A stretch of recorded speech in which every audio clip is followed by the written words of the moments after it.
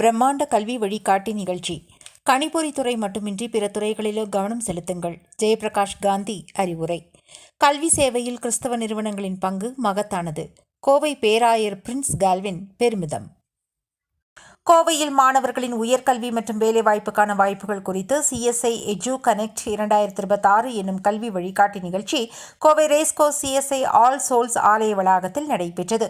முன்னதாக இதன் துவக்க விழாவில் கல்வி வழிகாட்டியின் ஒருங்கிணைப்பாளரும் ஊட்டி CSI பொறியியல் கல்லூரியின் இயக்குநருமான அருமைராஜ் அனைவரையும் வரவேற்று பேசினார். துவக்க விழாவில் தலைமை உரையாற்றிய CSI கோவை மண்டல பேராயர் பிரின்ஸ் கால்வின் கல்வி சேவையாற்றுவதில் கிறிஸ்தவ கல்வி நிறுவனங்கள் முக்கிய பங்கு வகிப்பதாக தெரிவித்தார்.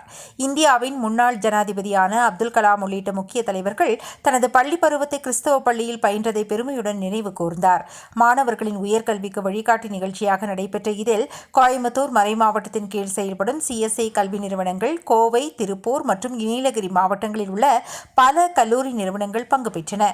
நிகழ்ச்சியில் சிறப்பு அழைப்பாளராக கலந்து கொண்ட பிரபல கல்வி வழிகாட்டியாளர் ஜெயபிரகாஷ் காந்தி பேசுகையில், கணினி துறையில் தற்பொழுதைய மாணவர்கள் அதிக ஆர்வம் காட்டி வருவதாக சுட்டிக்காட்டிய அவர், பிற துறைகளிலும் அதிக வாய்ப்புகள் இருப்பதாகவும், எனவே அதுபோன்ற துறைகளையும் மாணவர்கள் தேர்வு செய்து படிக்க வேண்டும் எனவும் தெரிவித்தார்.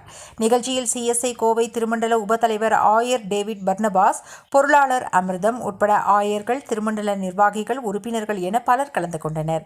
முன்னதாக கல்வி வழிகாட்டி நிகழ்ச்சி தொடர்பாக அமைக்கப்பட்ட அரங்குகளை விருந்தினர்கள் பார்வையிட்டனர். மாணவர்களின் எதிர்கால கல்வி மற்றும் வேலைவாய்ப்புகளை கருத்தில் கொண்டு நடத்தப்பட்ட நிகழ்ச்சியில் பல்வேறு மாவட்டங்களிலிருந்து மாணவர்கள், பெற்றோர்கள் திரளாக கலந்து கொண்டனர். You know how much water resource will go down? Have you ever asked these questions? If you really care for the country? No, we never do that. Little Flower High Secondary School. So அதில் மாற்று கருத்து எதுவுமே கிடையாது.